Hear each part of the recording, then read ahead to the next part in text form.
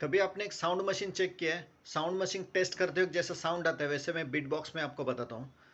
कोई कीबोर्ड है जैसे रोलैंड है, कॉर्ग का कोई कीबोर्ड है, उसमें एक कीबोर्ड प्लेयर साउंड चेक करता है, जैसे ड्रम का सीक्वेंस ऑन कर दिया उसने परकशंस का, तो उसमें कीज दबा के चेक करता है वो।